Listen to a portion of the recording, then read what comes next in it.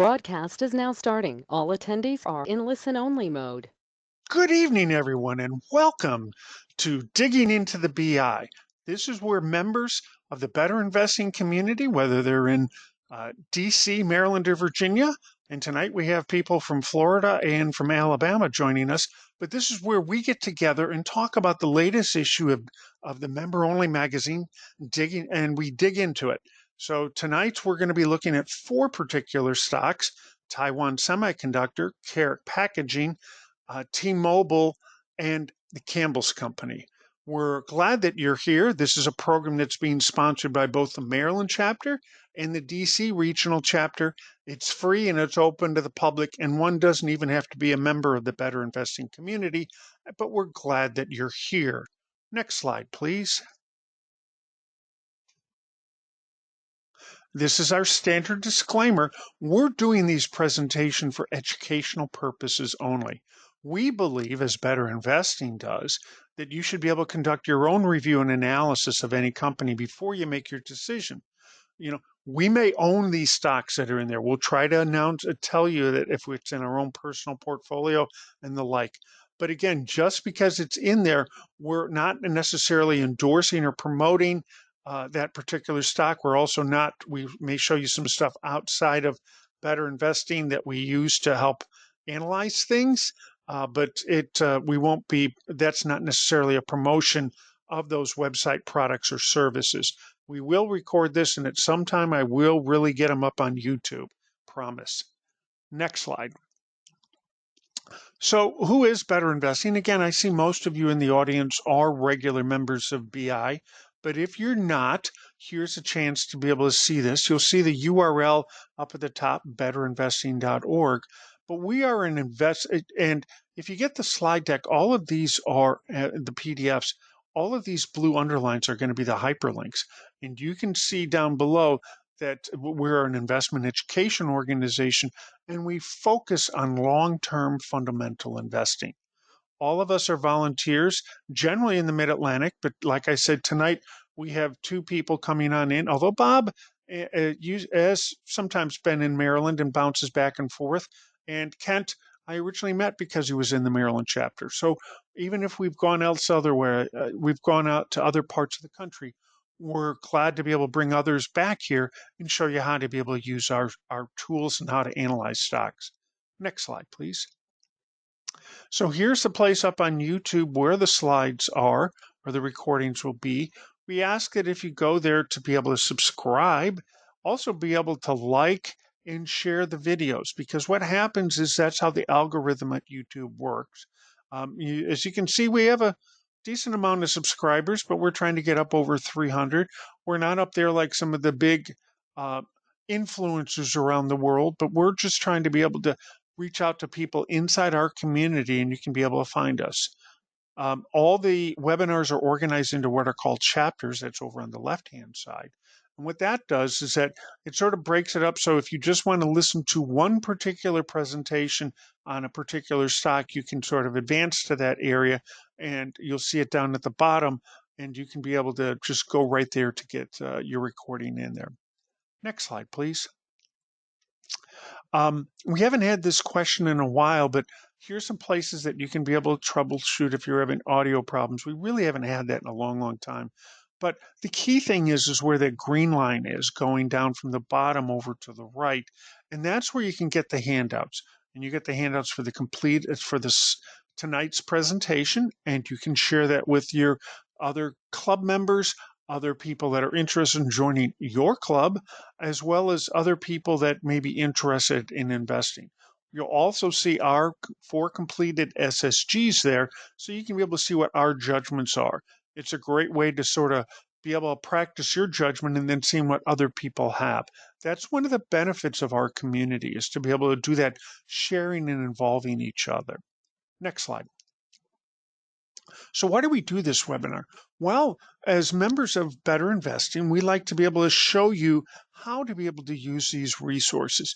We generally are focused on beginners, but it doesn't matter whether you're an expert or not, you can always learn more. But if you're always uncertain of your judgment or you want to be able to practice, this is a great place to do it. If you're not a member of Better Investing, that hyperlink up at the top will take you to a place on the Better Investing website that will be able to give you a free 90-day subscription. And what we want to do is show you how the best practices of what a long-term fundamental investor, which is what we in the Better Investing community are, show you the best practices when you're trying to analyze particular stocks. Like I said, this is a joint program from the Maryland chapter and the DC regional chapter. We like to be able to promote our model clubs, and we're also going to be promoting yet another model club tonight as well. And we also like to be able to promote your club through the Club Connect program. Again, we want you, if you're in the Mid-Atlantic, meaning Maryland, DC, or Virginia, we'd love for you to be part of our community. We'd like to be able to feature your club and to be able to talk about what's going on in your club with our chapter members, whether you're in the Maryland chapter or the DC regional chapter. Next slide. So in just over an hour, we're going to go over 4 stocks. 2 of them are from the member-only magazine, the Stock to Study and Undervalued feature, and then 2 more that come from somewhere else inside our Better Investing website. We try to be able to show you stuff either from the first cut or screening tools, ticker heat map, any of the myriad of things that sort of come on up. Sometimes it can also be from your own personal experience. And so by having those things, you can be able to see that there's a rich history of ideas that you can be able to find with this BI membership without necessarily having to do any particular add-ons. Next slide. So here's how you can be able to find out about it. This is free. You do not have to be a member of Better Investing, but if you go to that link up at the top, betterinvesting.org, and you go to Home and About Us for the news releases, you can be able to see all the stuff that's upcoming. We also had the February and March ones are already up there. And these 2 stocks that we're looking at from the featured, Taiwan Semiconductor and the Campbell's company, that's Campbell Soup, were announced back in late October. So it's been a while, but you can still sort of, it's great to be able to sort of practice and see what other people are doing when you're going through it. Next slide. We also want to be able to show you how to be able to get future announcements either from headquarters or from your local chapter to be able to do this. The way you do it is you sit there and you go where the red circle is sort of in the top center under My Account. That will open up the screen capture sort of in the left center where you have the other red line of My Account. You go to the green circle, which is the email product and subscription information. That will open up the screen capture on the right-hand side. And from there, you can be able to sign up for the BI Weekly newsletter. That's the yellow highlight. And then you can also sign up for your local chapter news and event based on whatever area you're in.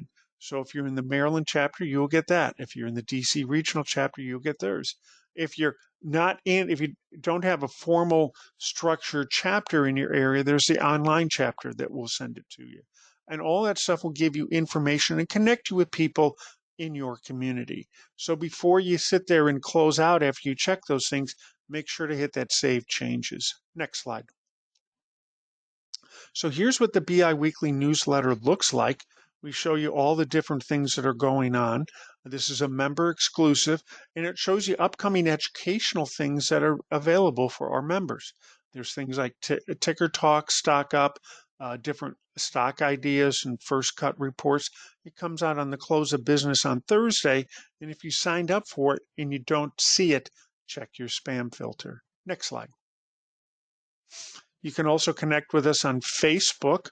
The Maryland and DC chapter puts stuff up there so you can be able to take a look at it. And it's a way you can be able to promote your own club so that other folks, if you're looking particularly for new members to join, they can put a picture and tell some events, tag the Maryland chapter, the DC and regional chapter on that, and it will show up in our Facebook feed, and we'll be able to promote you as well. Next slide. Here's the things that are coming on up in the Maryland chapter. They have their annual Stock Pickers contest, which starts on January 31st, runs through August. They have a couple different trading days. There are rules. The only thing you have to do is be a member of the Maryland chapter, which is all of Maryland with the exception of Montgomery County, Maryland, which is in the DC regional chapter. You can also check out they have really nice newsletters in the Maryland chapter. But go ahead and sign up for it. It's free. You get to be able to have a little bit of bragging rights. You can also have your club sign up for it as well. I've done it several times. I find it quite fun. It's just sort of, if you like looking at stocks, it's not a bad place to go and talk with other people and engage with them. Next slide. Cheryl, I've been doing talking. Now your turn.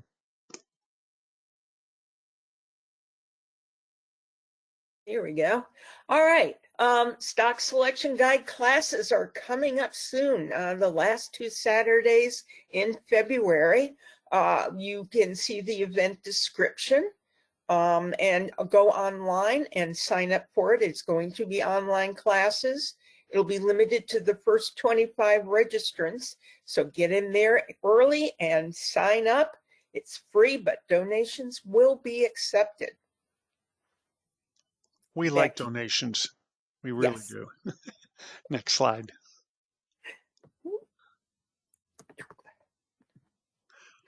So we like to be able to feature the clubs that are presenting tonight, and this one's mine. This is the Montgomery County Model Investment Club. We started in 2017. We have 7 partners. That picture there was obviously more than 7 people there. What we do is we get together quarterly with a bunch of other clubs for a Saturday potluck, and it's a great way to be able to interact with other people in different clubs, and we all like to eat. We have some very good cooks, and we all like to be able to talk about stock. So if you're in the area, we're predominantly in the Silver Spring area, to take a look, to be able to take a look at us. But our Model Investment Club is actually on the 3rd Wednesday of the month from 7 to 9. It's free and open. There's the link to it. And this month, our education is we're going to be looking at the PERT report. And I didn't get our stock to study what we're going to be looking at. So that's going to be a week from Wednesday that we'll be able to have it. If you want to learn more about it, there's the point of contact. Next slide. All right, back to me. And I snuck in the picture in the MCMC there. We are the McNova Model Investment Club in Northern Virginia. We were started in 2008 and currently have 14 partners. The next meeting is on January the 20th, which is the 3rd Tuesday of the month from 7 to 9 p.m. We're virtual, and there's the virtual link to attend the meeting. Education is going to be DIY or CFP, hiring a financial planner or not. We also have not yet got this new stock to study, but there's our point of contact in case you have some questions. Bob, you want to tell us a little bit about the Space Coast chapter? Okay, sure. Thank you. Space Coast chapter was formed the Space Coast Model Investment Club was formed about 11 years ago, and currently we have 9 members in the club. We just have 2 new members, so one highly experienced and one is brand new to better investing. So we're excited about that. The kind of a corollary to that is the following. Well, we meet on the first Monday of every month at 7:30 Eastern time, and do the stock studies, education presentations, things like that. The following day is kind of an expansion of the club. We have the Tuesday training workshop, and that's with Robin Ware and Dan Harder, which I know many of you know. So that's it for the club. We have I don't know if it's the same for other chapters, but we usually have around 45, 50 people attending the meetings, and almost all of them are from outside our chapter. The interesting phenomenon, I guess. And Thank you, Kevin. I was going to say, and I put up the link. You have some really interesting website and stuff, so it's a great place to dig in. So there's the URL for it, and take a look at it. But I was very impressed with the stuff you have over there, and of course, I've been impressed with all the people you have in the Space Coast. So thank you. Anyway, let's go on. Okay, all right, back to me. Go ahead, Cheryl. Okay, this is a program for BI members. It's where clubs that are looking for new members can post, and also for people who are individual investors that want to join a club, they can post there as well. And it's designed to be a bit more proactive in connecting those people with potential partners or with clubs that are looking for new partners. And it's still the decision to join a club or not, as well as accept a new partner or not. That remains with the club and the potential new partner. But please look into it if you are interested on either end. And I think you will find it a good tool. The other thing that we like to do, since this is called digging into the BI, is we want to be able to have you sort of take a look inside the magazine. I've heard a couple of you say that it may be the only thing that you read cover to cover, but here again, just to be able to take a look at it. This came out electronically in mid-December. I didn't get my paper magazine until late last week. But you can be able to look at it electronically on your computer, laptop, tablet, smartphone, any electronic devices. I have it on my phone. That's the app over on the left-hand side. And then inside Better Investing, you can look at the e-magazine. Let's go to the next slide.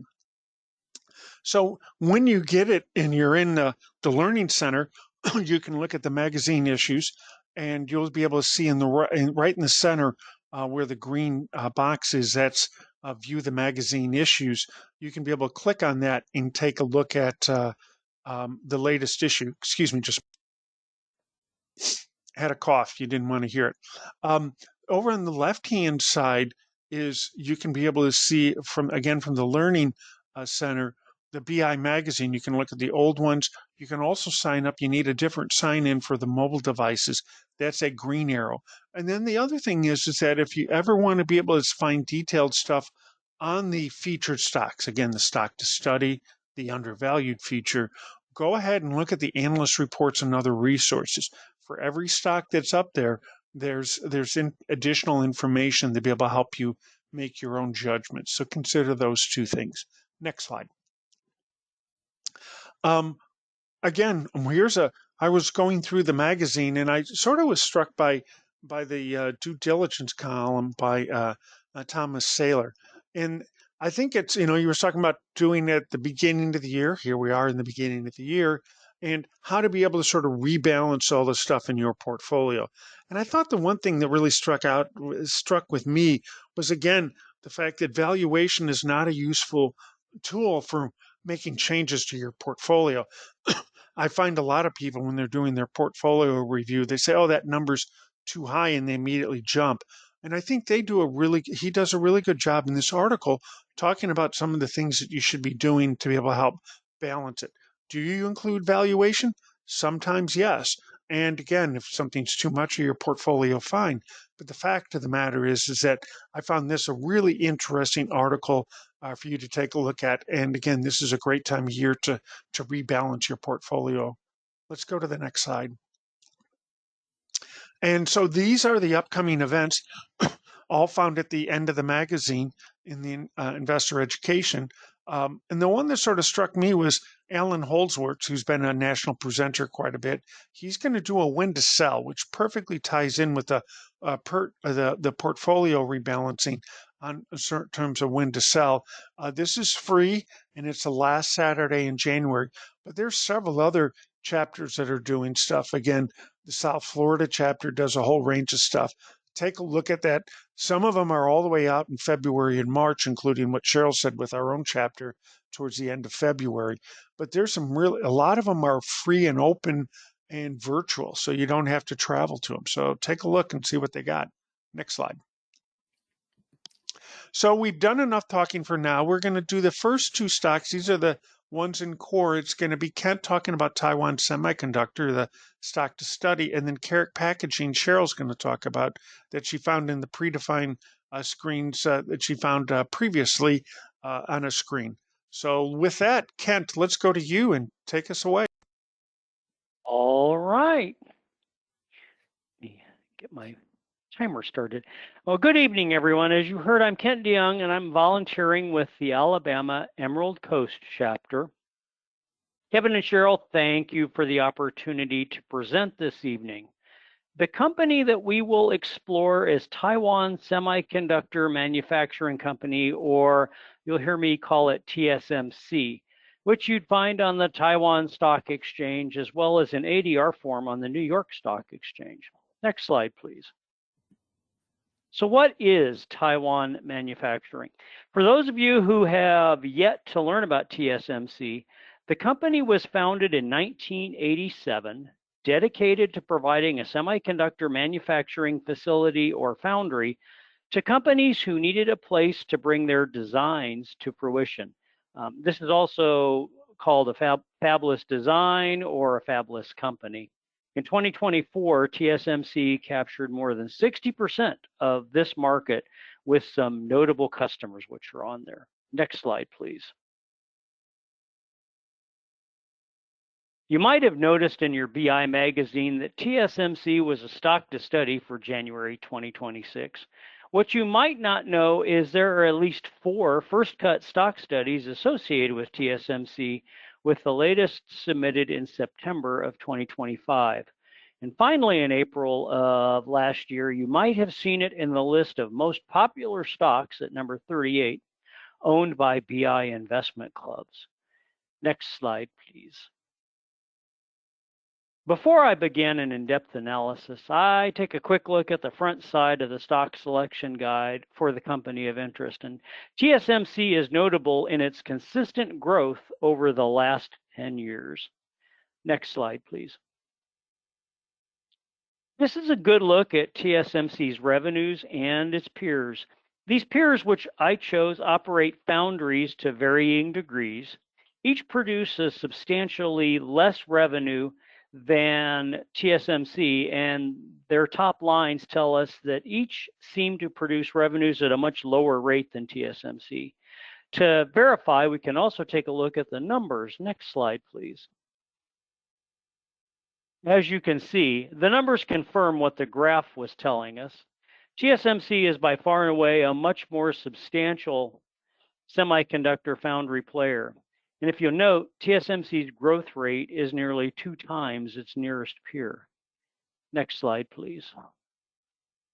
Moving on to earnings, the first question I might ask is, what happened to Intel? Ignoring this drama or trauma, we note that TSMC is at the top of the chart and pretty stable. Each peer produces less revenue than TSMC, and it appears they produce smaller earnings as well. Again, we need to verify by taking a quick look at the numbers. Next slide, please. So as you can see, the numbers give us a little more detail into what is going on among the peers. Clearly, Intel has had some trouble over the last few years. And at first blush, United Microelectronics looks good compared to TSMC, but we can see a material drop in earnings over the last 2 years, and I can confirm that that drop continued into 2025. Again, I would say TSMC is more consistent with its earnings growth than its peers, but how likely is that to continue? So we need to take a look at their management skills. So the next slide, please. So profit margin and return on equity, also known as, and also return on invested capital, incidentally, are at the top of the chosen peer group. Debt to equity is declining and lower than all but one peer. And as such, I would say, at least given from the pictures, the management team seems to be moving TSMC in a profitable direction. So if we go on to the next slide, we can take a look at the numbers there. And we see that the pre-tax profit on sales or profit margin and return on equity are the highest among the TSMC's peers, and the debt to capitalization is the second lowest. And given the responsibility exhibited by the manager's history of TSMC, I think the responsible growth of revenues and earnings will likely continue. Next slide, please. So there are some key factors, and we ascertained that could drive future growth. And we ascertained that managers have the skill to maneuver TSMC into the future. And our reading indicates that managers and analysts think growth will be driven by 4 positive and 1 negative factor. And the 4 positive factors are up there that they're fairly self-explanatory. But the one downside factor is that TSMC is at pretty substantial risk from interference by the Chinese Communist Party and on TSMC foundries both in China as well as Taiwan, especially if China invades Taiwan. Now, to mitigate this risk, TSMC has been building foundries outside of Taiwan and China. So Taiwan has 9 fabs, China has 2, so that's 11 total. The United States now is going to host 2 fabs, one's in Washington and one's in Arizona. Japan has 1 fab. Germany and Singapore each have 1 fab, and the one in Singapore is only partially owned by TSMC. So got some things there that they need to work on. Next slide, please. So projecting revenue, and prior to projecting that, I like to take a look at the history of the company, what the analysts are thinking, and compare with what I find with the preferred procedure. So let's move on to the next slide. So the stock selection guide indicates that revenues have historically ranged in growth from 13.8% to 30% over the longer term. In the last quarter, revenues for TSMC surpassed 40%. Earnings per share, likewise, have historically ranged from 15 to 24%. And in the last quarter, earnings per share grew at nearly 50%. So those are good numbers. We like that. Next slide, please. So the analysts have their own set of thinking, and they've been fairly optimistic about future revenue growth from a low of 14% by value line to a high of nearly 24% by FinViz. Likewise, earnings per share growth rates are estimated from a low of 17% by Morningstar to a high of 28% by Zacks. In comparing these growth rates to the expected 2029 revenues that these same analysts are talking about, I highly encourage you to do this. With the EPS, we identified some disconnects among the individual analysts' own projections, and we'll talk about that later. Next slide, please. So the preferred procedure is really easily dealt with the SSG Plus tool. But with the SSG core, we have to do this by hand or use an Excel spreadsheet, which is my favorite option. And I actually recommend doing this even if you're using the SSG Plus, because you can verify those calculations by hand or with an Excel spreadsheet. And that verification can also provide you with some insights into the company's operations. So next slide, please. So I projected revenue using a growth rate of 14% because it yields almost $223 billion in 5 years. And recall that I mentioned that comparing these growth rates to expected revenues, here's where that disconnect comes out pretty clearly. Value line's 14% projected revenue yields a 2029 projection of $223 billion US. And that 14% was the minimum of the herd. So if of all the analysts, the most optimistic projected revenue was $209 billion, which is about $14 billion less than the 14% rate yield. And so again, need to look at that and do the comparison. But while this exuberance makes me a little uncomfortable, in the last 5 years, TSMC has more than doubled revenues from $45 billion to $116 billion. So in the next 5 years, it is conceivable that TSMC could double revenues again. And using the preferred procedure, that results in an EPS growth of 11.4%. And this growth rate indicates that TSMC would have $16.58 earnings per share in 2029. And this falls right in the middle of the analyst 2029 estimates. So that's good news. I expect managers will be able to meet this target, even if there are some rocky roads ahead. Okay. Next slide, please. So we want to calculate the buy range. And in order to calculate that range of prices, we predict how high the share price might go and how low it might go. And as you know, the share price follows earnings. And as we just saw, earnings follow the revenue collected by the company. Well, predicting both of those prices, according to the SSG, the price to earnings ratio is key. And in the last 10 years, that has been between 9.2 and 34.8. And it seems very reasonable to keep the maximum PE and the minimum PE within that range. And the 5-year averages fit quite nicely. And with my estimates, we come up with a buy range from 140, well, at the very end, $147, and at the very top range, the maximum high price is $469.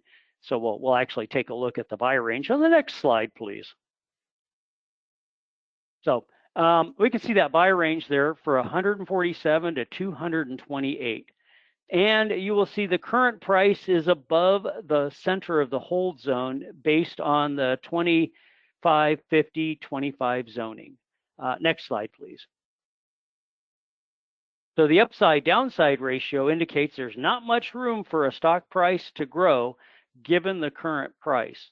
So the potential for loss is actually larger than the potential for gain. Next slide, please. At the current share price, the potential rate of return with this company is nearly 9%. For a mega-sized company, that's a pretty good return. So next slide, please. So some of the notes of interest regarding BI's selection of TSMC as a stock to study. I mean, when selected, TSMC's share price closed at $298.25. On Friday, it closed at $323.63. So to achieve a 15% return in the next 12 months, TSMC will have to have the share price increase to $366-ish. And to double that TSMC value in 5 years, the company's going to need to continue dividends at the rate they're going now and increase the share price to $604. Can the management team do this? I'm going to be putting this company on my watch list. And if the price drops in the future, I may consider purchasing some shares after I do another study on the company. Next slide, please. So these are some lessons learned. With this ADR, there's no 10K. It does not provide a 10K, but it does provide a 20F, which is equivalent for foreign issuers. Going from the new Taiwan dollar to the US dollar proved challenging, especially attempting to calculate growth rates and how they should be reflected in US dollars. And even Morningstar had a challenge calculating earnings per share for TSMC in US dollars. I'm not sure how they were trying to figure it out, but I did the calculation and we're very different. And finally, verify what the paid analysts are saying. Remember, they could be contradicting themselves or making mistakes, especially with respect to growth rates and revenues and earnings, given those rates. All right, that's it. Next slide, please. Cheryl, all you. Hi, I'm Cheryl Patterson. I belong to the DC Regional Chapter, of which I'm the president, and also a member of McNova and another club called Happy Destiny. I'm going to be talking about Karat Packaging. It's from the New York Stock Exchange. Sticker is KRT, and I got that off of past small company predefined screens. And so here's a history of their growth and their successes. They started out as a company called Lollicup, and they were basically doing things for the bubble tea stores nationwide. And then they went to, in 2008, to Karat Earth, which is an eco-friendly line of food service products, and it's registered under Karat by Lollicup. And they went on to open up warehouses around the country, one in Texas, one in New Jersey, one in Illinois, and one in Chino, California. So they have been constantly growing across the years. So some of the key investment highlights is they are a leader in product innovation with their growing line of eco-friendly products that are driving margins exponentially. They have massive end markets with resilient growth. They're leveraging growth levers in times of supply chain and trade uncertainty, and they are seasoned and driven management team, highly focused on profitable growth and disciplined capital management. So here are some growing that they have over the different years. 2024, they had 422 net revenue. Let me get my thing out of the way here. They had 9.4% net revenue over the compound annual growth. 164.3 gross profit in 2024, 38.9% gross profit margin in that same year. 55.3 million was the adjusted EBITDA. 13.1% was the adjusted EBITDA margin. 6,900 plus SKUs, and that is the way that they have to identify and track their inventory. 33.6% eco-friendly sales, 10 US distribution centers, and 140 global suppliers.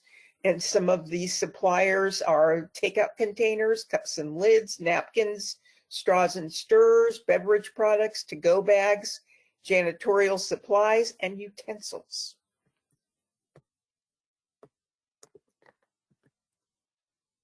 So they, again, are a leader in product innovation with the eco-friendly products. They significantly expanded their sourcing networks outside of China. They're focusing on eco-friendly product innovation to further enhance their competitive advantage.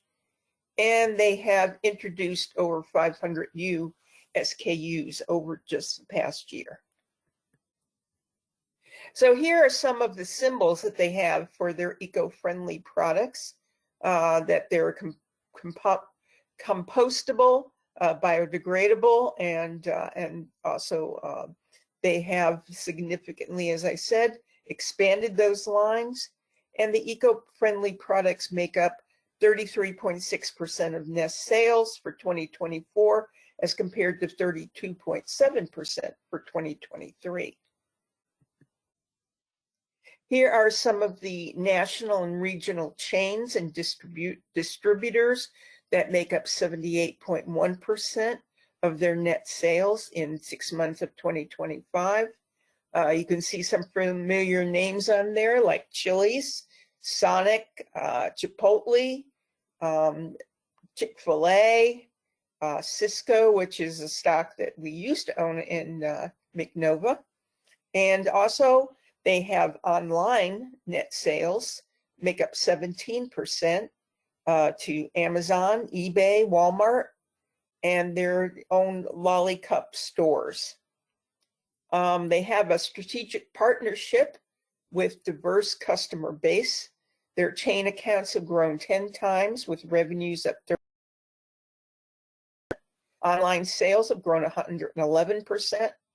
And they have their first flagship supermarket account added in Q3 of 2024 with annualized revenue of $3 million on 5 SKUs. Product trials are in progress to expand to another 6 SKUs. Then they have the national chain, which makes up 4.9%, and that includes Torchy Tacos, Tutti Frutti, 7 Leaves, and they've also got a new paper bag business that started in Q2 2025 with expected annualized revenues of $17 million. So their massive end markets have resilient growth.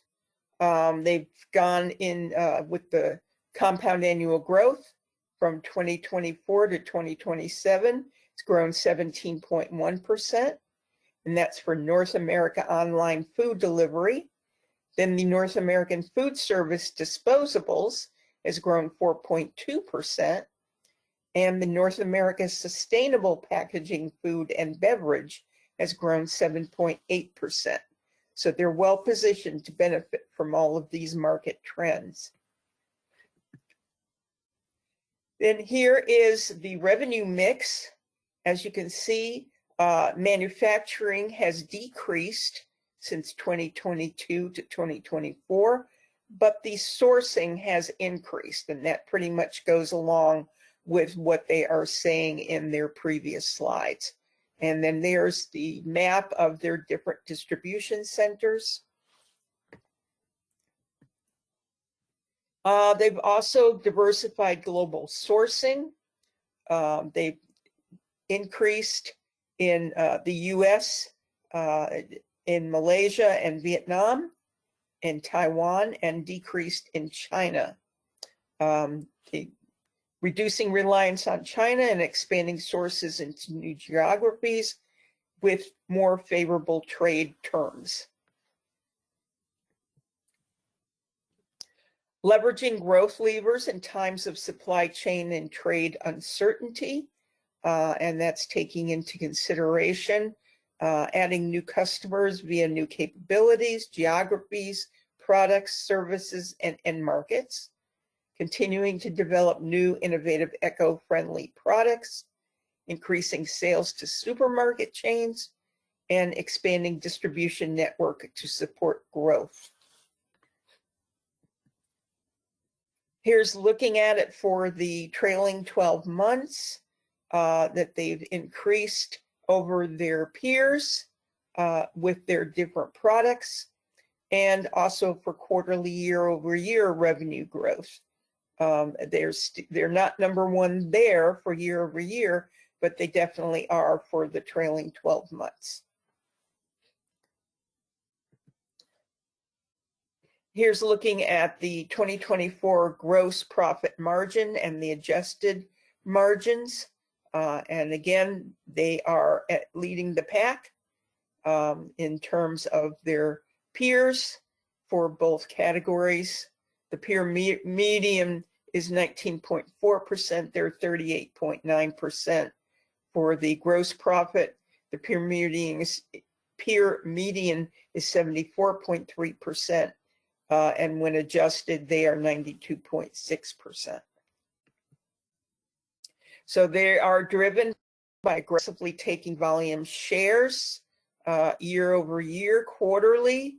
Again, they are increasing from quarter 3 24 to quarter 2 25, and the year over year annual sales volume up to 7.4%. So again, here's looking at the 6-month 2025 and the 2024 full year summary. Again, increases across the board, especially for operating cash flow. And that's something that has been brought to attention by Mark Robertson in his last roundtable. He's got his cash flow leaders. Here is the value line. They are not a complete value line, but as you can see, the trailing PE ratio has gone from 14% down to 13.7 for the 2026 to 2027 estimates. As you can see with the red box here, they are below the value line in terms of price. And this dividend, 8.5%, is almost unseen for a small company, which is what they are, because they have sales that are less than 1 billion. They've got a financial strength of B, price stability of 35, and there's no meaningful data for the persistence and predictability. And this is from December 5th, 2025. long-term debt is due in 5 years. They have enough to cover that debt. Here is Morningstar. They are quantitative, as is usual for most small companies. For both of those, the Morningstar shows 4 stars with a fair value of $30.41, closing price of $22.78. CFRA is also looking at them in terms of a hold, and that's the recommendation as of December 18th. Earnings per share annual, actual, and estimated shows an increase out to 2026 estimate. Same for revenues, actual and estimated, shows a large increase out to 2026 estimate. Looking at it with core SSG, the legend, in terms of the growth rate for year to year, they are leading the pack at 18.2%. And their nearest competitor of Packaging Corp of America only has 4.4, and Myers has 5.6. Looking at it in recent quarters, they have a change year ago quarter of 10.4%, and the nearest again is Packaging Corp of America with 6%. So looking again at the graph, most of their competitors are kind of all over the place, especially OI Glass. The rest of them are pretty consistent. They are, again, year over year, historical earnings per share. Karat Packaging is lead, and for the quarterly, they are down by 20%, and Packaging Corp of America is only down by 4.9%. So they are typically leading at this point. Looking at management and how they are doing, again, Karat is pretty consistent. They're going upwards, and the rest of the pack is pretty much inconsistent with going up and down. Total debt, Karat has no perceptible total debt, and debt to capital, they do have some, but it is decreasing. Return on equity, they're pretty much staying within the pack at the beginning and the ending of this time frame. This is looking at historical sales. Right now, growth rate is predicted for Karat at 18.2%, projection point starting quarterly, and the annual consensus estimate for sales is 2 years. This will bring us to a 5-year annual sales growth rate of 10%, with a continued growth rate resulting in a 5-year projected sales of 731 million. In 2024, that doesn't quite double, but it gets pretty close to doubling right there from 423 to 731.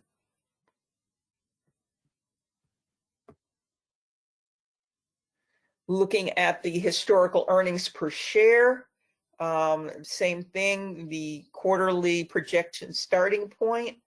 Karat right now is a growth rate is 55.2%, which it gives us I used as a earnings per share growth rate forecast of 10.4%, which gives us a 5-year projected earnings per share of $2.46.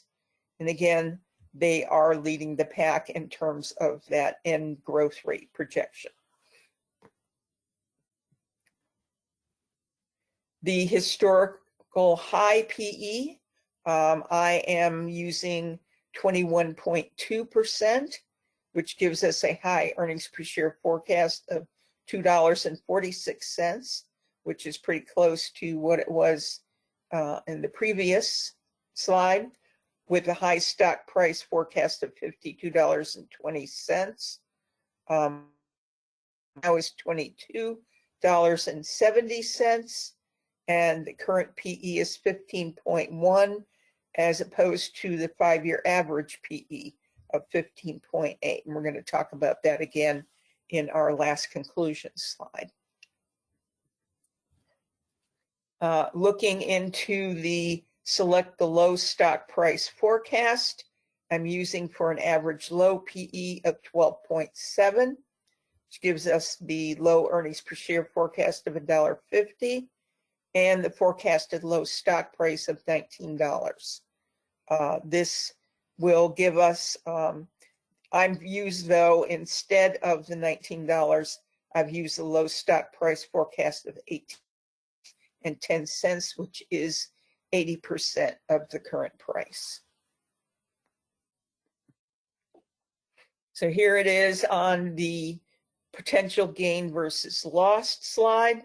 There you can see the 18.1810 is the forecasted low price, with the 2420 is the current price, which gives us a upside downside 4.6 to 1, which is in the buy in the green, and 52.2 forecasted high price.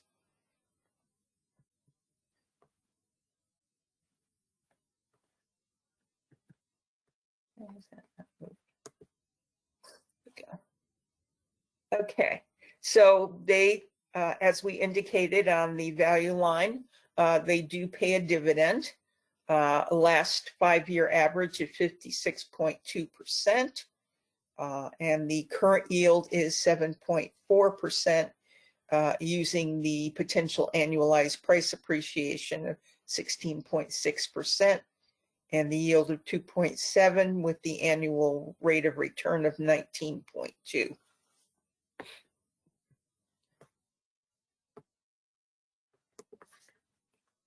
In conclusion, KRT is a small size company with a C Morningstar financial health grade.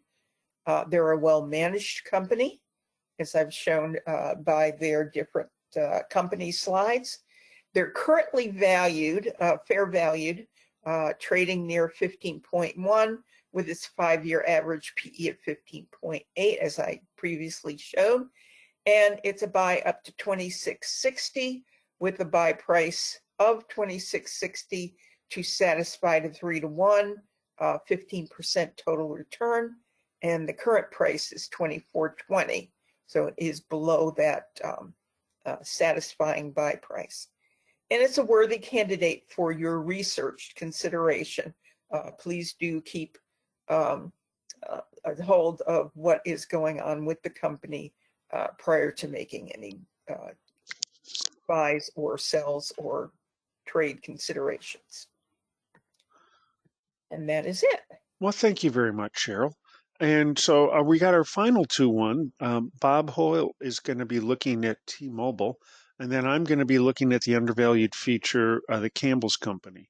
And so, Bob, this is your first time presenting with us. You're number 43 out of the 5 years we've done, 43 different presenters.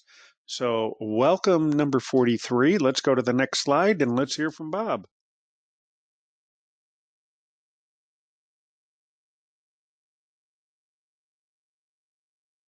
Go to the next slide. We may have lost, there may be something going on with Cheryl that we can't advance. Oh, okay. There we go. No, I can see you're trying to move. She must be something stuck there. There we go. There we go. All righty. Thank you. I'm Bob Hoole. I'm from the North Florida and the online chapters, and that's a separate story right there. So good evening, everyone. Thank you for being here with us tonight. Over the next few minutes, I'm going to walk us through the story of a major telecommunications services company that's delivering quality growth and it's reshaping the future of that industry. a company that we may want to consider adding to our own investment portfolio. And that company is T-Mobile US. Next slide, please. I found the T-Mobile using the Better Investing Screener in SSG Plus. This one I applied a 12% hurdle growth rate, which is for both sales and EPS, which is a very strict level for a large company, along with the other metrics that I'm showing there. And I was really surprised to find that T-Mobile ended up being part of a very small but elite peer group that I'm sure we all recognize, Google, Meta, and Netflix. I was puzzled why T-Mobile only ranked 121st in the April magazine, while Google was number 4, Meta was number 11, and Netflix 26. So stay with me over the next 10 minutes or so, and we'll find out what's going on here. Next slide, please. T-Mobile has a fascinating turnaround story, going from having the weakest network in 2012 to now being acknowledged as America's best mobile network. Spoiler alert, the secret was a massive investment in network upgrades, adding to the spectrum acquisitions and a culture shift of actually listening to their customers. By 2020, the wisdom of this strategy became very clear. Delivering a broad, fast, and reliable 5G network nationwide was a winning formula for success. So before we dig into this story, let's do a quick quality check to make sure spending any more time talking about it is worthwhile. Next slide, please. As we all know, the key quality indicators are the growth numbers. Sales growth has been consistent, averaging over 12% over 9 years and 10% over the last 5. Very impressive levels, again, for this is a large company. EPS growth has been more volatile, but recently very strong, more than doubling over the past 2 years and growing at a much faster rate than the sales growth. In fact, the analysts project an 8% sales growth over the next 2 years and 22% long-term EPS growth rate. And I'm happy with these numbers. So let's go on. Let's take a look at management. Next slide, please. We check management's effectiveness by using 3 key metrics. The pre-tax profit on sales, the profit margin, that's high and that's increasing. Return on equity is growing and it's finally broken through that 15% hurdle rate. Remember, they're coming from some real bad history early on in the 9 years. And while debt to capital is high, that's typical of this industry, and the trend is relatively stable. So, okay, so far things look good. Let's go on to finding out more about T-Mobile. T-Mobile is fixated on delivering world-class wireless and 5G fixed wireless access and is expanding that access to other directly related and other marketing opportunities. Their focus is the key to their network superiority. T-Mobile is part of the global communications giant Deutsche Telekom, AG, and they provide telecom services in Europe. Based on total subscribers, they are currently the second largest wireless carrier in the United States, with roughly 30% of the U.S. retail wireless market now, and that segment is growing at a rate of about 6% per year. Their market share translates to a massive customer base that is helping them expand into other markets, such as home internet with their fixed wireless access services. So, how do they make money? As you can see here, over the 3/4 of T-Mobile's revenue comes from high-quality recurring prepaid and postpaid contracts. This is big market and it's growing. Let's dig into this a little bit more. Next slide, please. Oh, I think we're off a little bit. Let me see. Go back. Oh, okay. There we go. Now we're on the correct slide. Wait a minute. Okay, can you go over one more?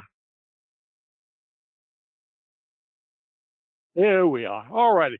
The global market for telecommunications is huge, $2 trillion now, and is estimated to grow to $3 trillion in 2030. So that's just about 4 more years.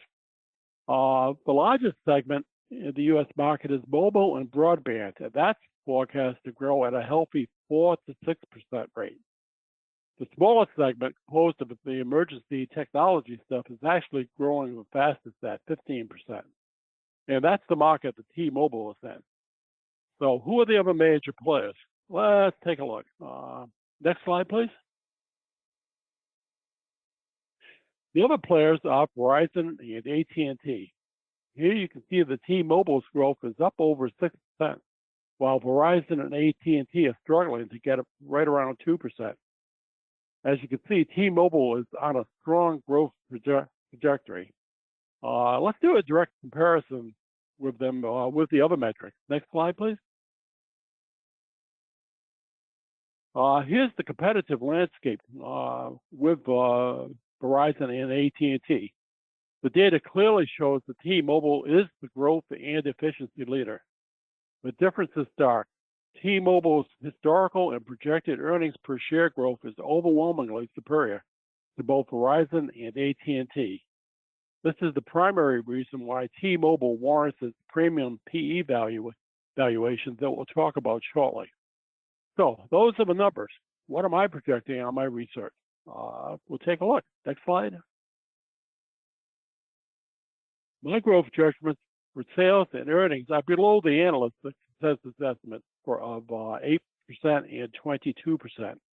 I consider my sales growth rate of 5% to be realistic, sustainable rate going forward. It reflects the company's new strategic focus on synergy-driven profit rather than unsustainable market share growth. I believe my EPS rate judgment of 16% is a safer forecast because it realistically accounts for two key dynamics. The first one is anticipating the rate of the merger cost savings will be slowing down. And the second is that it factors in rising investment costs as they continue to expand their network and competitive edge. So where specifically is the growth expected to come from? Next slide. How do we expect them to get 5% top line growth in what really is a saturated market? By capturing new markets and monetizing their network superiority. For the last 13 consecutive quarters, T-Mobile has led the entire industry in broadband net additions, and they are using their excess 5G capacity to steal home internet market share from the cable giants and rural providers. Their strategy is working. The market is willing to pay a higher multiple for their proven quality and dependable services. Let's look next at what I'm projecting for the high and low PEs. Next, please.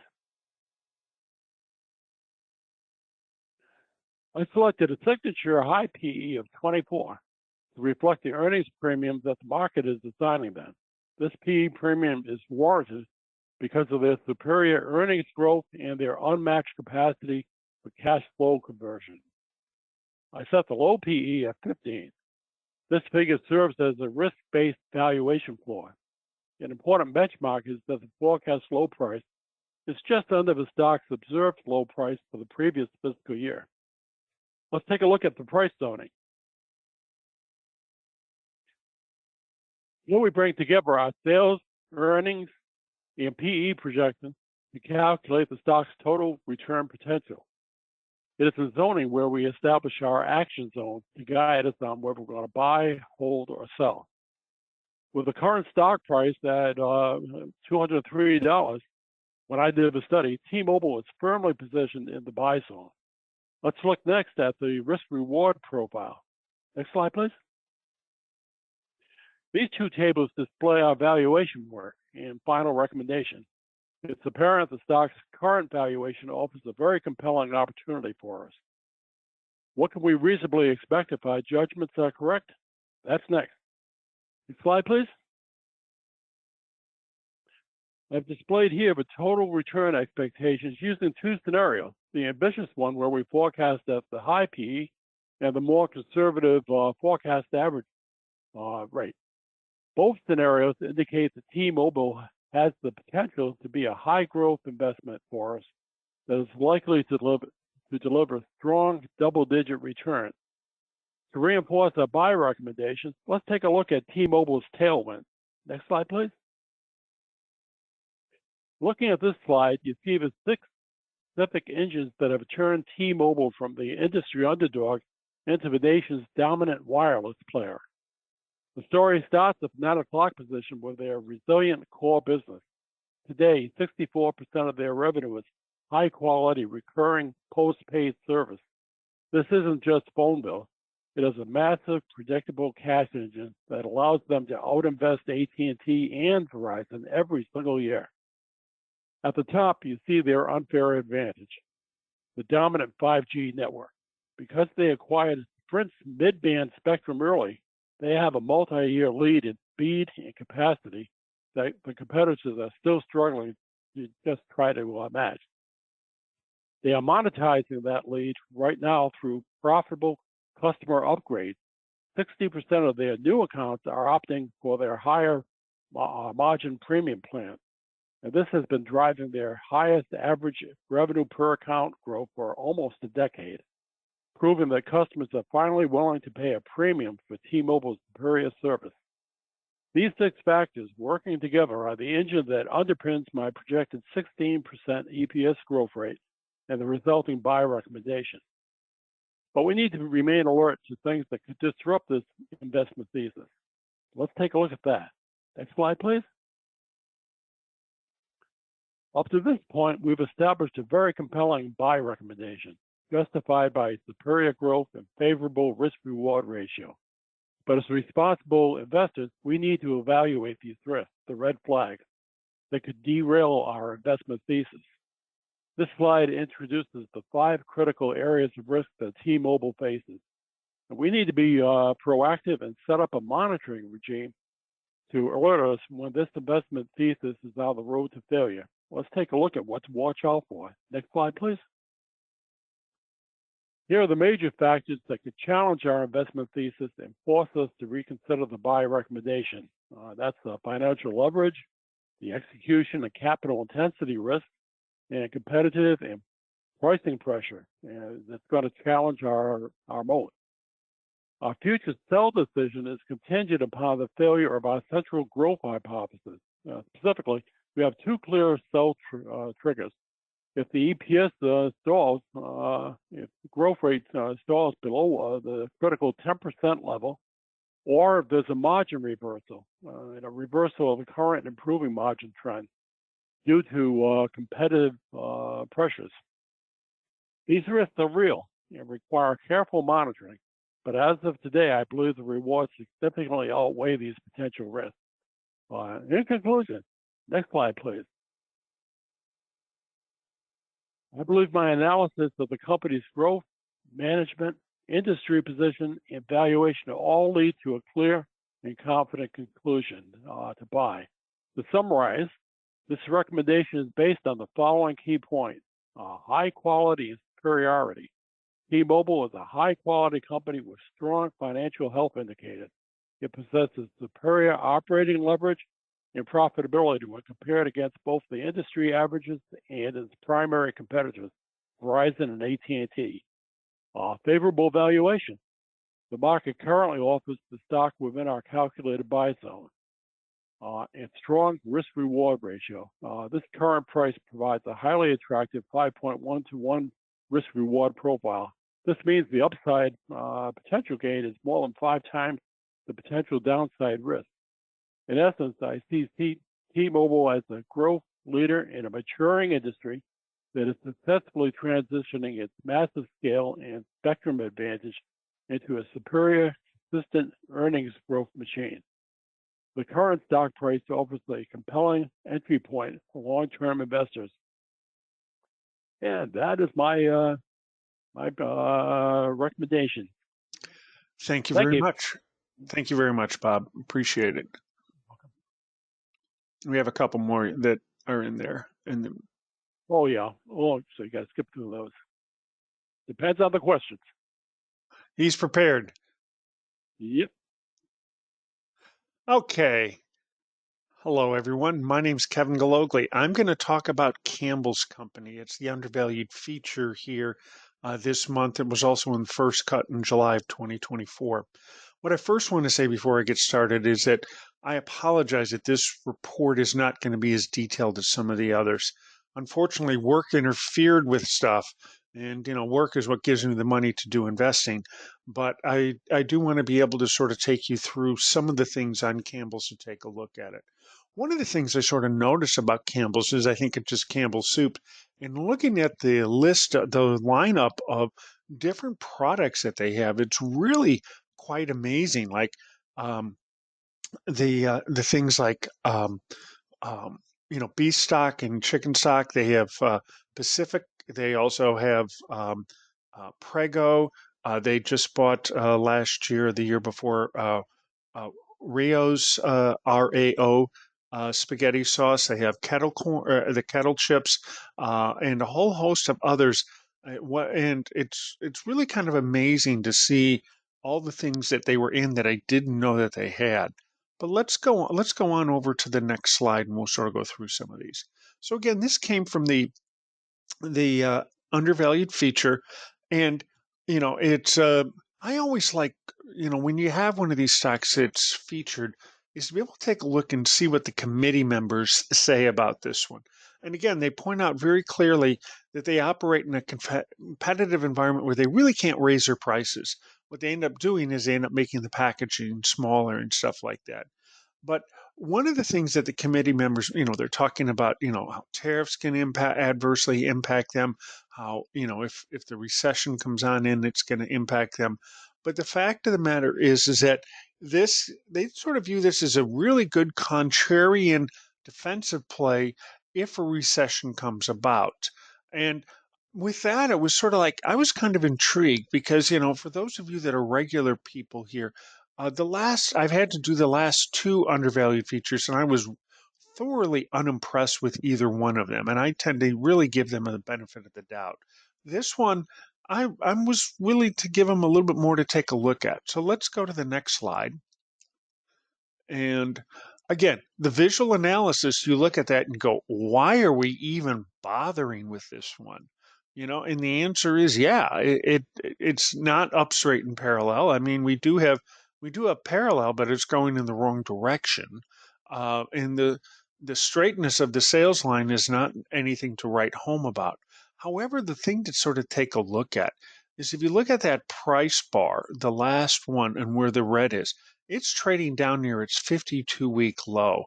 All it has to do is come somewhere near where it was up at the top, and you're going to be able to get that what you want to get from the undervalued feature, which is a 15% return sometime in the next 18 months. So when this was presented in October, it was selling at 31.39.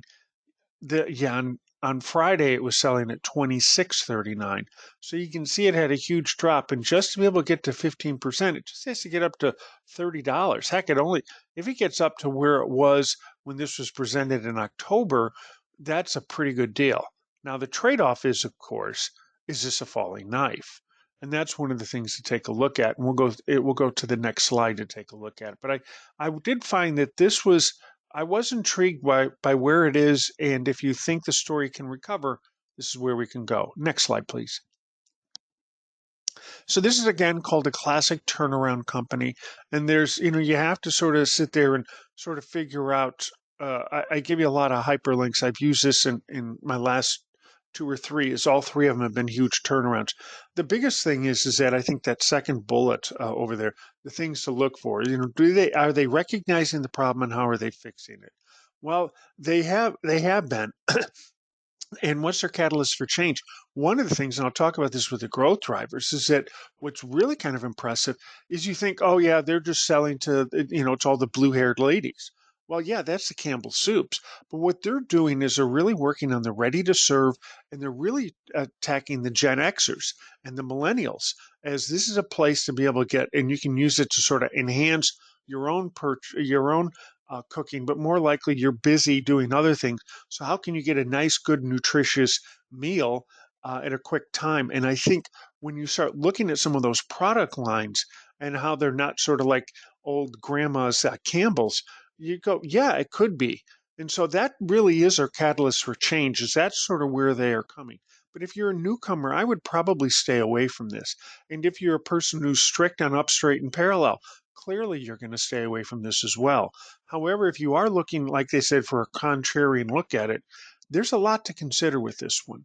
Next slide. So again, here's some of the growth drivers, and I alluded to some of them before, is that they're basically broken into two different divisions in it. They have meals and beverages, that's where their soups and their spaghetti sauces and stuff are. And then they also have their snack divisions, that's Goldfish, Pepperidge Farm, and the like. So the meals and beverages, about 59% of their sales, and 41% of their sales come from snacks. And just to let you know, about 95% of all their sales come from North America. So this is not an international play in one shape or the other. But again, look at some of those growth drivers. The kettle air fried chips, or some of the new soup flavors in snacking. They're doing a lot more advanced distribution and the like. They're doing a lot more with digital and e-commerce in areas that maybe you and I don't necessarily look at it. And they are trying to be able to build out by having a chief growth officer and being able to do things that will be able to reach that target market. Just like Bob was talking about with T-Mobile, you can see their advertisements on TV all the time, but it's what they've been doing behind the scenes, like in T-Mobile with all their growth. Here, again, behind the scenes, since this is such a huge cash cow, they generate so much cash that they're able to they've been buying stuff that they want to get involved in and selling off some of their older lines that they don't think are necessarily conducive to where they are. But again, it's really the snacks that drive more of the earnings than it is from the meal and beverages. But they are working on the meals that are readily available, not necessarily frozen food, but stuff that's in a can that can be able to move pretty quickly and is still tasty and healthy. But those are some of the things to keep in mind. When you look at that, you're like, wow, maybe there is something here. Next slide. So again, as I told you before, their primary targets are younger consumers. Um, you're always going to target family and home cooks. They're always in there, and yeah, they always have their older folks that have used it for years. But again, it's really that younger consumer group that's really, again, that's where you have to go. But the fact is that they realize that they are looking for those types of customers and how to be able to meet them. And again, if you look at over the last 10 years, sort of where they've been purchasing and acquiring different products, those are the places where they're coming on in. So again, they have, more digital engagement. You'll see them, like again, they do stuff with the NFL. Again, it was sort of chunky soup and stuff, but they've been moving into other things to be able to sort of pitch as well. And I have seen their advertisements on things like TikTok and the like. So they are trying to find those people and doing stuff through like Instacart and stuff. So there are some interesting ways that they are reaching a different audience than they did before. Next slide. So again, I sort of always like to double check to see with Manifest. And if we look at this quality, it's really not that good at 50. But again, the par with Mark calculates it for, it's right in that sweet spot. It is pretty good. And when that number is pretty close to that proved number at 12.6, all of that seems to look pretty well and is kind of encouraging. And I use that not necessarily to do my SSG, but really to confirm if what I'm reading, what I'm hearing about makes sense, and am I getting it from another source that looks the same way? Next slide, please. So looking at some of these secondary metrics and to be able to take a look, I did this last month. If you can see the blue line up at the top, that's the shares outstanding. They're slowly buying back, and they have authorized some of that. But what they have been doing is this: the stuff for I hope I'm pronouncing it right. Rao's spaghetti sauce, RAO. It was like 2.7 billion, but they're already generating like a billion annual sales on that one. So that should be helping to drive it. But what that really causes where you see some of that high debt, like particularly between 23 and 24. Total debt is the red line at the bottom. And you can be able to see that going forward. They do pay a good steady dividend. That's not necessarily anything spectacular, but it is there. And the free cash flow has jumped down because they have been making, like I said, these acquisitions to sort of reposition themselves into a market that they think is going to be a little bit more conducive for them. Next slide. So again, we always talk that if the quality isn't there, don't cross over into section 3, sort of like there's a barbed wire fence. And if you see that visual analysis, and if you say, no way, I'm not going to be able to do this, then all of this stuff is not even worth it. You just move on. So if you fundamentally believe that those lines are not worthwhile and that you should not be able to continue, then all the stuff I say from here on out doesn't matter. However, if you're willing to give them a benefit of the doubt and you think that they are turning things around in a little bit of way, and again, this is a consumer defensive company, so it's never going to have really those growth lines that go up really, really high. You would just like to be able to see that they don't have their pre-tax profit and earnings sort of going on the south side. But here again, look at these PEs for high and low in column D and E. They're pretty consistent across the entire metric. And the fact is that if you look at that, the 5-year average in the lower left at 18.9, and the current PE trading right down near the bottom, this is a classic case of being able to buy near the bottom of the PE ratio, and you'll be able to benefit just from the PE expansion alone. Now, again, the payout ratio in column G, which is basically the dividend divided by the earnings per share, those are really, really high and not sustainable. I sort of feel like once they sort of clean out some of the debt that they're paying off with, again, the free cash flow that they have, that maybe they'll get that payout ratio down to something a little bit more reasonable and be able to use it to be able to make other acquisitions or improve things in it. But again, with these kind of numbers, this current PE ratio is right where we'd want to have it on a quality company. Now, again, is it a quality company is sort of your decision to make. Yes, the visual analysis on it is troubling. Next slide. So here it is. Again, if you look at what I'm doing in section 4, my high PE is 17 when they're talking about 21 to 23 on the high PE, and I've set my low PE at 9, even though it's sort of around 13. I was really trying to be cautious, and I do that a lot of times, trying to temper myself, trying to be able to say, because if I kept these numbers at where they were historically, this thing's going to come on out as a screaming buy. And the question is, do I, Kevin, think it's a screaming buy? And the answer is no, I do not. Do I think that there's some potential here? Yes, I do. And the fact is that you can see that with my judgments where I get it as a buy at 3.6 to 1. The total price, potential price appreciation, it is a doubling of it. But again, remember the undervalued feature is looking out 18 to 24 months. So we're looking out maybe 2 years rather than 5 years. This may not necessarily be a long-term core holding, but there is a lot here to sort of take a look at and to be able to make some money, not as a market timer, not trying to go in and out as a day trader. But if you think that the story in which they're doing this, that you may be able to purchase something like this at the low end and be able to get a nice little run up over the next 18 months to 2 years. Next slide.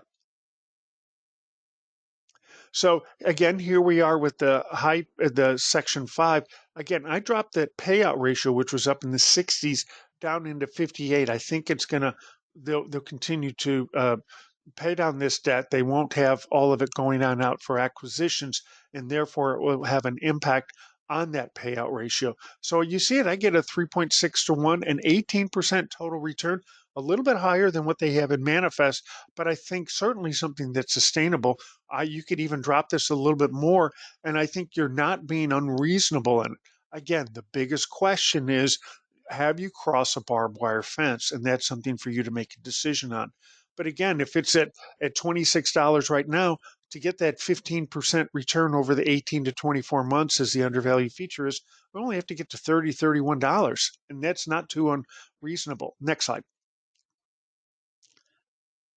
So my conclusion, it's a super, by that it's super, it's 10 billion. So it's maybe not the 200 billion of some of, like a Walmart or the like, but it's not going to be, it's a defensive company. So it doesn't really grow at a big number.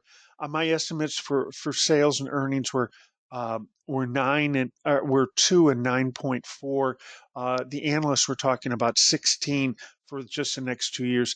Again, not a visually appealing SSG, but I do see their rationale. I see it's beaten down, and it can be a clear turnaround play. It is undervalued if you use our current metrics. The current PE, I've sort of messed that up. It should be 13.7, not 13.7%. And if you compare that to the 5-year average, it's clearly undervalued. And the only question is, do you think it's a falling knife? And it's a buy up to 27. It's selling at 26.40. Again, I don't think it's necessarily a long-term holding, but I do think that there is a compelling argument to make it. I didn't feel that same way about the last two stocks that were undervalued, but this one I feel a little bit more about that. So let's go to our next slide. And so we're going to ask a recap. We're going to go through Taiwan Semiconductor, the Campbell's company, Karat, and then T-Mobile. And let's go to the next slide. And what we ask is for all of our presenters to be able to talk about where they think of it on this continuum that comes originally from T. Rowe Price. It's part of our digital handbook. And since Kent had to leave for some other issues, I'll do his first. So Taiwan Semiconductor, he has sort of right at the middle of the mature growth kind of phase. And again, he sort of outlined some of the cautionary things that he would want to see the price come down a little bit more. But again, they're at the center of what's going on with a lot of this. Cheryl, tell us about Karat.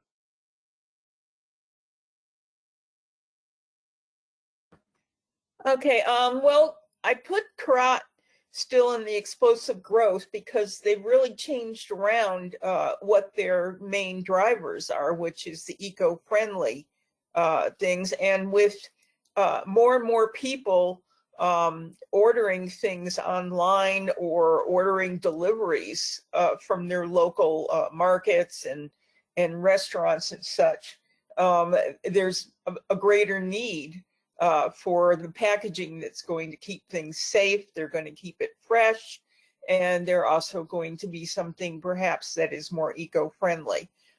So those are my reasons for putting Karat where I did on the life cycle. Bob, tell us why you picked that location for T-Mobile. It's just they're just plotting the explosive growth stage. They're building their overall 5G network. They're still expanding on it, and they're working on other corollary markets and all that. But their focus now is really on the bottom line, improving the free cash flow for the company, and they're really focused on that as opposed to the top line revenues that are plaguing the other two companies that don't have the margin, the profit margins that are driving them. So I judge them as just entering the mature growth, literally the mid part of this year. Okay. And then I have Campbell's. It's clearly mature growth, but it can still have a good investment opportunity where I have it there. As I said before, all consumer defensive are never going to have, if you ever try to screen on them, they always, the big ones, the ones that are well known, and even the ones that are less well known, don't really grow at any great numbers.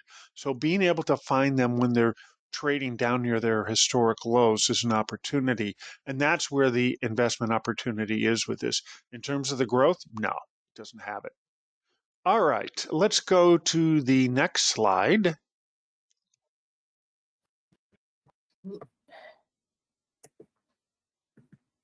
And what we're going to ask you is which one interests you. We don't necessarily want you to say, which one do you want to buy today? That's your own choice. But of these presentations, which one made you sort of think about, I want to be able to learn more about it and do a little bit of my own research on it. So with that as sort of the premise for voting, let's release the poll and let everyone jump in there.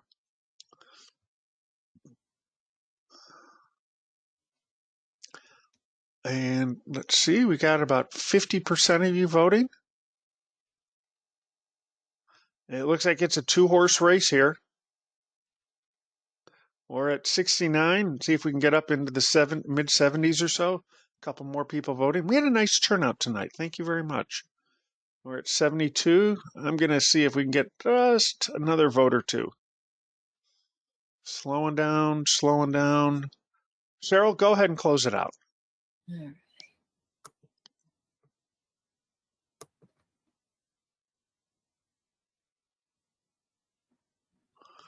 And there we go. We had a close race between T-Mobile and Karat. And no matter how much I tried to convince people of Campbell's soup, it didn't make it. No soup for you. Anyway, with that, we'll keep this up for a moment so people take a look, and let's see some of the questions we have. This is from our good friend Ty Hughes. Bob, did you use Notebook LM to get the graphics? I certainly did. And if you could, can you give us a quick explanation? And how to use that?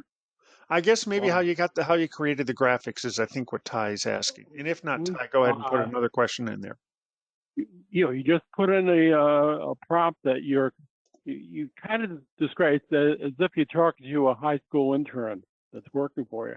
And you're saying, okay, here's the situation. I would like you to explain. For example, looking at the SSG, where you can see where the expenses are increasing, particularly in the fourth quarter, right over there. I asked it to, explain what is going on. And actually the slides, the first slide in that, the section that we had to skip over addresses that. What is happening with T-Mobile? Yes, the margins are reducing significantly in that quarter. And remember I said that's one of the flags you got to watch out for. What is going on there is, first of all, they've had a massive expansion. So first it is an accounting fog. It's where about $1 billion had to go into the balance sheet, and on the income statement, it shows up as part of the depreciation, the first year depreciation. So that's one. They had the front-loaded integration where this is just in the middle of the year, they closed on the U.S. cellular purchase. Bob, let's just a moment. I want Cheryl to close this out. I think it may be better if Cheryl, if you go to slide 90, you'll be able to get to where Bob was talking about. Okay, let me hide this first of all. We've seen this up enough, but I was just looking at what Ty was saying, and yeah, I do see in the corner you have Notebook LM on there. So let's get hide this, and let's see your wizardry with AI. Looks like it's not agreeing with us tonight. Did it hide? No, it's still there. I've been pressing the hide. There you go. There we are. Okay. You're right there. So Bob, there's your Notebook LM. Go ahead. Sorry to interrupt you. Okay. Can you go right to the break point where I said these slides are for the handouts for questions? It'd be the first slide. That would probably be like about 95, 97, somewhere in that range, Cheryl. Ooh. Nope, I think it'd be earlier. Well, let me see. I'm now seeing the poll again, Cheryl. Yeah, we are seeing the poll. There we go. All right. So is this what you were looking at? Go back again. A slide or two? Yeah. Go back. Hold on. Go back again. That's it. All righty, right over there. So you can see, starting at the left, you got the accounting fog where you had to post the depreciation on the income statement, and that obviously affects the bottom line and the earnings per share. You got the front end load of building the network. Then you got the capital expansion going into actually a T satellite, where they got a thing with the satellite folks to get communications literally everywhere. And the last thing is just kind of digesting all the other expenses. This is really literally a 1-year phenomenon. And a lot of folks, and you can see that on the prices that people are paying, they're looking at that, and panic is too strong a word, but they're reacting to that and not paying up to what they really should be paying up to. Next year is going to be, and the years after, are going to be big for this company. It's really going to be a big money machine. They may generate a massive amount of free cash flow. Again, but getting into the long story, getting back to the initial thing, I asked one sentence. I said, explain why the third quarter dropped so dramatically in fiscal FY 25, and that is exactly what came back with. Thank you very Notebook much. LM is something you're going to be seeing a lot of. I think it's going to be a big boost to us. Well, we need to hang out with young people like you that know how to handle cutting edge technology. I turn 82 next month. I think those numbers feel need to be young. reversed. Let's get them reversed, right? So Yeah. anyway, all right. So the other question, and again, if other people have questions, you can either raise your hand or you can be able to sit there and write in the question thing. This comes. Oh, Ty, let's finish up before we go over it. Ty was also asking, what were the prompts that you used to make these things? So there usually are prompts with these notebook LMs. So is there anything else? Oh, definitely. Yeah. You start off with giving the in this case it was Gemini who generated the answers, and that feeds into Notebook LLM. The two are kind of paired together. Really simple. Imagine that you are dealing with you're an executive and you've got a summer intern, and she's working for you. She's a brilliant lady, but knows nothing about your business. So you've got to start off by explaining the business. Give her enough context so that you can say, okay, come back tomorrow morning after you've spent all night researching this thing. Come back and tell me what you've got. Now, with the AI, it's going to come back. You've got to be very skeptical of whatever the answers are that they come back with. Challenge them, even if you think they're right. Still challenge them, because with the intern, you're kind of training them. And they'll go back, and it's kind of an iterative a conversation, literally, that you're having with it until it comes back. And then once you're satisfied, you say, okay, I'm a visual person. Show me what you're trying to tell me, and it just comes back and generates the stuff. It is a fantastic product that's going to revolutionize how we do things, yet still stay faithful to George Nicholson, that we are in the loop. It's kind of like for the aviators out there, you're the pilot. AI is the automatic pilot, taking care of all the routine stuff, the drudgery of coming up with all the comparisons and on earnings estimates, taking the earnings statement and breaking it down into something you can understand. That's all the drudgery stuff, and that's where the AI stuff is going to come in. But you still have to the human interface. AI tells you what's going on. The human tells you why it's going on and what else is going on in the world that you've got to be able to do. This is really going to be enormous for us. Well, thank you very much. You'll find out more, I think, this summer or this spring. Very good. All right, so we have one other question. This one actually is from me. It's from Marianne.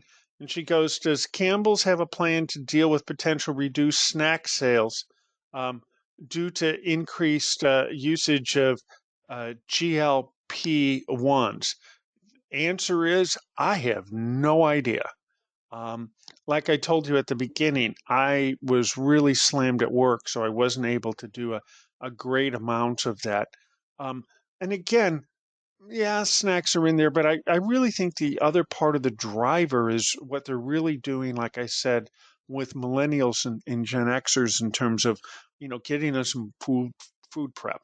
Now, again, it looks like from what I've read that they get more of their earnings boost from the snack stuff, but that's the same with Pepsi, which is mostly it's half snacks, half drinks. So the short answer is I really don't know. Um, but that would be a good thing to take a look at. And we'll make sure next month to be able to ask you, or you can be able to write to us um, and tell us what you found out, because that's a really good question. All right, Cheryl, let's go back. We got to advance all the way back to, let's see, we want to go to about, uh, let's go to 116. We should be okay. There we are. So if you have any questions or comments, and Marianne, I expect to hear from you, ha ha ha, about about what you find with the snacks and GLP-1s. But there's our contact, digging.intobi at Gmail. You can also be able to reach us here at the DC Regional Chapter and the Maryland Chapter. And there's a picture of many of us that were at the last in-person BINC in Chicago in 2024. And you can be able to join Bob, me, Cheryl, Kent. We will all be at BINC in 2026, also in Chicago. It's the last weekend in September. Is that correct, Bob? In No, April. April. April. Yeah, what did I April. say? September. Yeah, April. April. I meant to say April. I had it in my head, but it came out September. So yes, you can tell someone's tired. But yes, we'll be in April in Chicago, and come and join us. And you too can get your photo with all of us. We had a really, really nice turnout of people that helped us over the years. Next slide, please. You can also join our mailing list. We won't bombard you with stuff, but you will get notices about stuff that's going on here in the DC regional chapter. You can do the same, obviously, for the Maryland chapter. You don't have to be in the DC chapter. You don't even have to be a member of BI, but please do that so you can be able to stay connected with what we're doing here in Maryland, DC, and Virginia. Next slide. Um, we are all volunteers. And so if you want to be able to learn new skills and how to be able to participate, the great way to do it is become a volunteer. I learned how to be able to do presentations and slide decks and stuff by becoming a chapter director and working on this. And you do get discounts on a wide myriad of things to take a look at. But again, if you really like gardening, you would be with fellow gardeners. If you like investing, you want to be with fellow investors, particularly fellow long-term fundamental investors, as we are here at Better Investing. Next slide. So here's what's coming up for February. Our stock to study is into it. Our undervalued feature is Walt Disney, and I'm still looking for 2 more people to participate. I know a lot of you are regulars. I really, really could use some of you to be able to say, hey, yes, I would like to be able to do a presentation. Cheryl and I will work with you and many others to be able to help you get comfortable doing a stock presentation. We have a template and a whole range of other things, but we really do like having other people. I think it's one of the benefits is you get to hear a whole range of folks. There's no right or wrong presentation. There's no good or bad presentation. Just do the best you can, and we'll be happy and working with you. So please consider that. Next slide. We do have stuff up on Manifest, so you can be able to track it and see what we're doing. And I should start adding the stuff for 2026 as well. Next slide. Here are all the links to how to do that. But anyway, overall, you can be able to find them. And again, I need to obviously put some new screen captures since they've redone their website. But again, these public dashboards you can get to for free without being necessarily a member of Manifest Investing. One more slide I think we have. So we want to thank you very much for coming and joining us here at for this digging into the BI presentation as we are well into our 5th year of doing we're pretty soon, we passed 5, we're on our way to 6. And we really would like you to be a part of it. But thank you for being here tonight. Thank you, Bob, for doing your presentation. We're really glad to have you. And thank you, Cheryl, for being here from the get-go and always sort of carrying through. So with that, good night all, and thank you very much for being here. And we'll see you And next for month. those of you who have not yet downloaded the handouts, please, I'll give you another 30 seconds or so to do that. I know you want to hear what the presenters have to say, but please look into downloading the handouts as well. Bob, were you going to say anything? No, this has been a pleasure and unusual. Your event is the same time as the Space Coast Model Club, so this is the first time I've had the opportunity to join you. Very enjoyable. Oh, that's because you're usually on the first Monday, and this is the time we did it on the second Monday, right? Yes. Yeah, we do this 3 times a year. We're on the second Monday because of holidays. Labor Day, 4th of July, and the first of the year. So we'll bring you back. We'll bring you back for 4th of July. How about that? It'll be the week after. Look forward to it. Right. Oh, wait a minute. I'm going on a cruise. And we'll be doing the solar eclipse. Oh, that sounds great. At sea for 7 weeks. So 7 I'm looking forward to it.